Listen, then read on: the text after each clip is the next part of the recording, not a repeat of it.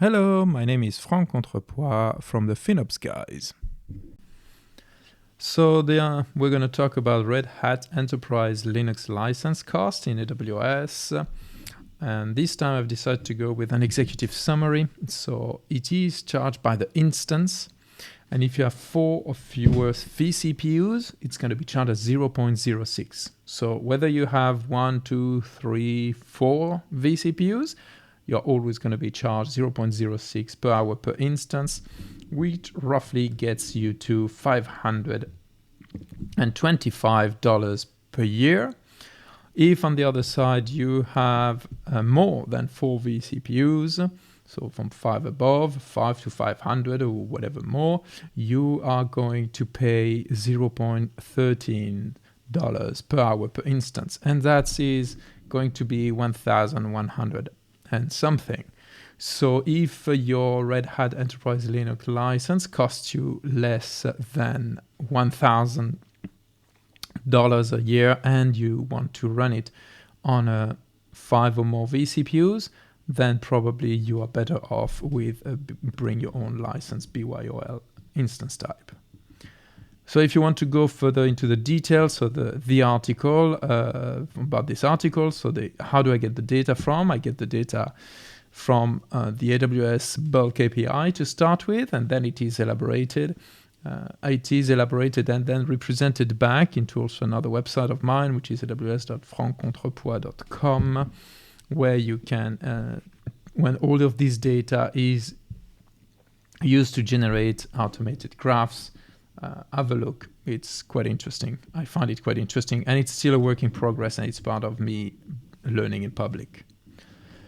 So how do I extract a Red Hat license price? Well, I take a Red Hat VM price, I remove the Linux VM price, and hopefully what's left is the Red Hat Enterprise Linux license price.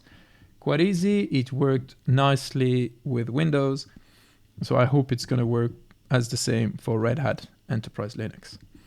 So the data is from April 2023, and when you have access to this observable page, the tag is the header is at Franck F. Contrepois.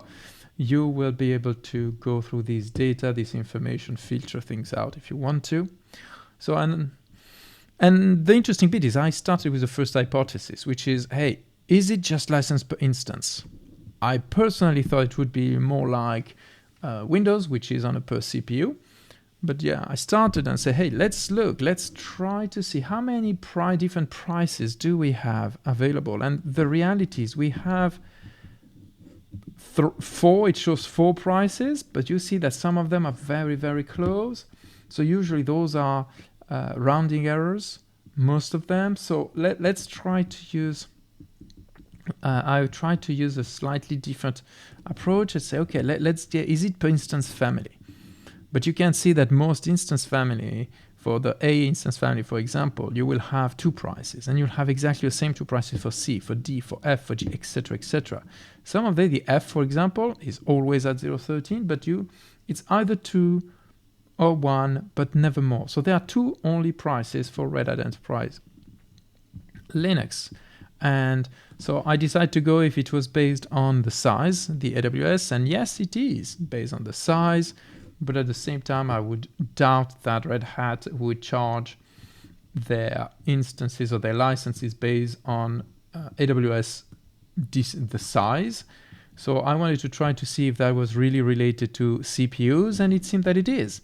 Because if you have 1 CPU, 2 CPUs, or 4 CPUs, you're going to pay 0.06. Otherwise, you're going to pay 0.13, which was very interesting. So overall, the conclusion, which is quite interesting, as I said, is 0.06 per hour per instance, so roughly $525 per year for 4 fewer vCPUs, and $0.13 per hour per instance for anything with 5 or more vCPUs, and that's roughly 1,100 a year. Thank you.